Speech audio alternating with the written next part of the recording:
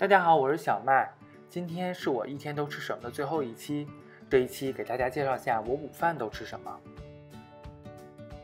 蔬菜是营养均衡的午餐必不可少的。我通常选择芹菜、芦笋还有西兰花。将芹菜还有芦笋根部切成小段，芦笋顶部还有切开的西兰花放在一起。水开后，先下入芹菜和芦笋根部断生，再放入西兰花、芦笋顶部和一小把香菜。水再次沸腾后，捞出所有的蔬菜，然后热锅凉油，下入焯好的蔬菜，倒入适量蚝油，翻炒均匀出锅，再撒上几片蒜片。绿色蔬菜还有很多可以选择，羽衣甘蓝、孢子甘蓝、小油菜、菠菜这些都可以换着吃，也不至于吃一种菜吃腻了。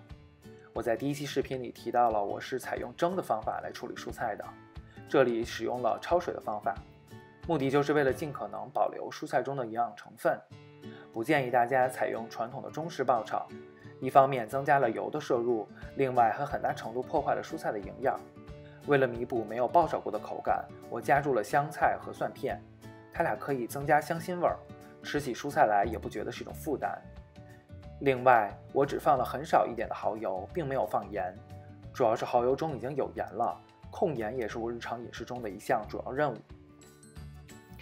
为了保证午餐蛋白质的摄入，我还会做一些炒鸡蛋。首先将新鲜的香菇或者口蘑切薄片，这样之后的煸炒会节省时间。香葱切末，一根比较辣的青椒切圈，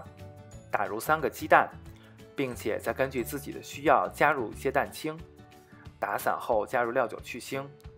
然后加入辣椒圈跟葱末，搅拌均匀。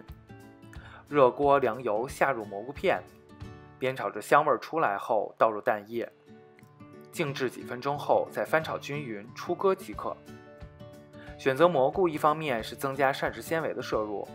其次就是蘑菇本身香味浓郁，在放盐比较少的情况下不会损失风味。加入纯蛋清是为了保证蛋白质的摄入，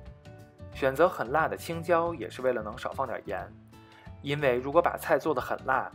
就会让你的大脑误以为这个菜已经够咸了，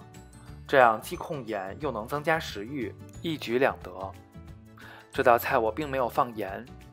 首先是因为我已经习惯了低盐饮食，其次这个辣椒真的很辣，不需要放盐提味已经很下饭了。建议大家也可以试试这个方法来逐步降低每天盐的摄入。